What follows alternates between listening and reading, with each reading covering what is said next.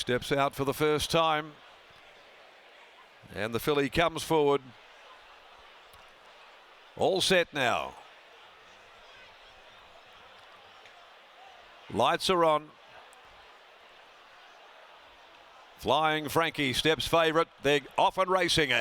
Got out reasonably well, Flying Frankie. The first to get going, though, WILUNA Lass has dazzling speed. Gentleman's Code and also Bambino Chino flying through.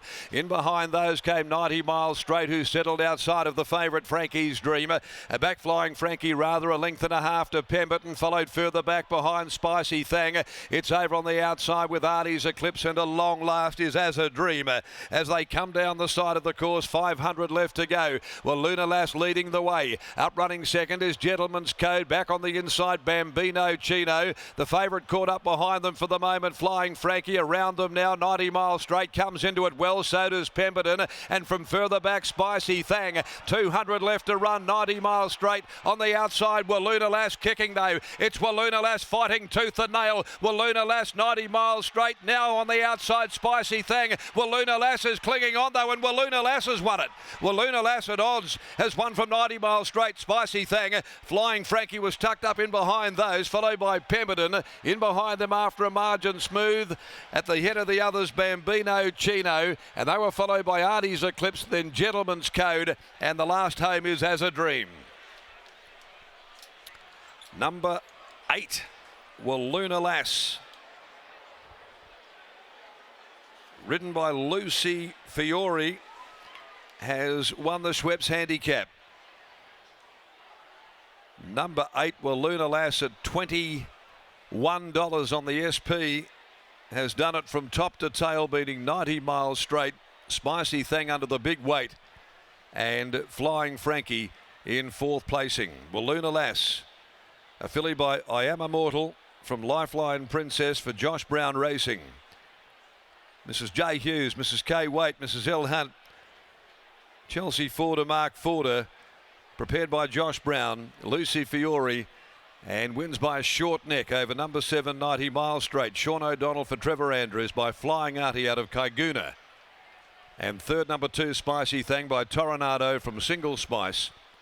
Trained by Luke Ferdy, ridden by Joe Azzopardi. They've run 58.96 and they've clocked off in 34.28 the 600, 8.72 and 1. The favourite finishing just out of the placings behind them. Couldn't really build into it under the 60 kilos, but WILUNA Lass had pace to burn, and she showed certainly plenty of fight and determination to hold off 90 Miles Straight. The next event, the Bisley Workwear Handicap over 1500, number 9, Random Rewards, is the scratching. As we take you back down now into the yard, it's got home at very good odds. WILUNA Lass for Joshy Brown here in race number 2. Thanks, Darren. What a great result for young trainer Josh Brown. WILUNA Lass, 51 days between runs, jumps from the outside gate and leads all the way. WILUNA Lass at 20-1, if you don't mind, gets the job done, and Josh Brown is getting plenty of pats on the back from his fellow trainers. A popular trainer since making the move from Esperance to Ascot, and he doesn't actually know where to go. Josh, when you train a winner at Ascot, you meet me over here, mate. Congratulations on the win. WILUNA Lass gets the job done. I'm sure that means a lot for you and the team.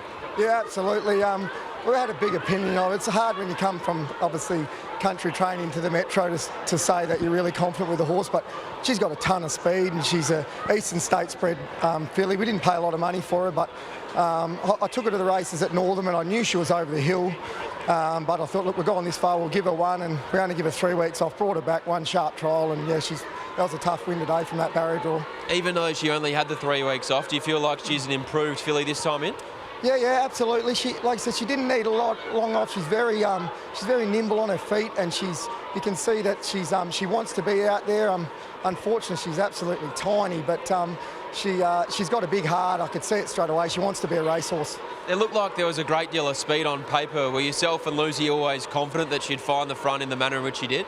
Look, I said to Lucy from that barrier draw, it really hurt when I seen the weights come out, and I said, look, I'll leave it up to you. I knew she'd jump quick. I just didn't know if them ones on the inside would hold her out. So, yeah, no, it was good to see. I'm sure a big thrill for you and the team to saddle up a runner and a winner on Melbourne Cup Day as well. Yeah, very happy, stoked. 2 runners to go, both at a price. Could you give us a push for either Dubai's Daughter or Flinders Lane?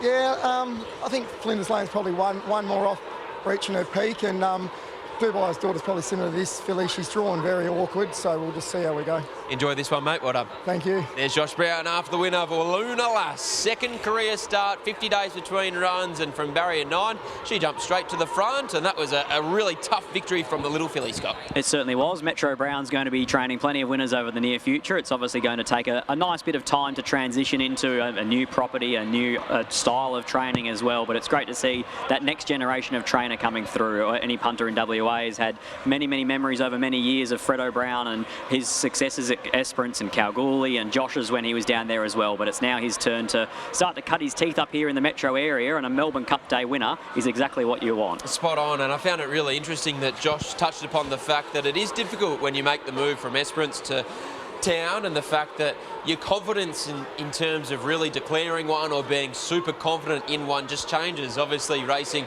against a higher quality of opposition, but WILUNA Lass, she looks like she has plenty of ability, and while she's only a small filly, she looks like she puts herself on speed, and she seems very honest and very genuine. Well, the more time he spends with people like Luke Fernie and Mitchie Pateman, he'll learn how to declare them pretty quickly. Lockie, that'll rub off on him, but I'm expecting here today that that's the kind of filly that can continue to win races. You love these little speed demons, and she was able to cross from the outside draw today at the top of the home straight. It looked like 90 miles straight, basically had her measure. I thought that Sean O'Donnell was going to go straight on by, but you could hear it in Darren's extremely accurate call that she was kicking and gritting her teeth and fighting on, and in the end she was just too good for them.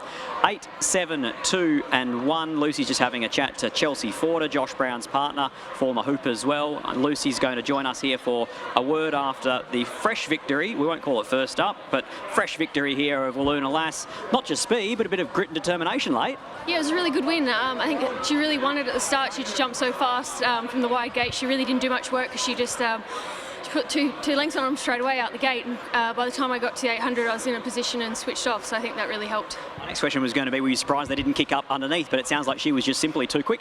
She honestly just felt like she was too fast for them early, and she was just doing her own thing. And I did expect a bit more speed, but yeah, like I said, just jumped too fast. What can we expect from a Lascalot here today from Brandon and your yard, returning off a long time? Yeah, look, if it hadn't been so long, I think you'd say like he's probably a really good chance, but it's been a really long time. We're obviously just hoping he goes really well, and he's drawn well. We will see. And playing it sweet in the feature. Yes, she's been on super. I think dropping back, she was against the older horses in the 72 plus, and although she didn't win, it was a really good run. So hopefully, dropping back to her own age class, she should be right there in the finish again. Congratulations, well done. Thank you. There's Lucy Fury. She combines with Josh Brown and WILUNA Lass to take out the second here at Ascot on Racing WA TV. We'll take a short break, and then we'll be back to preview the first of 7 at Bunbury.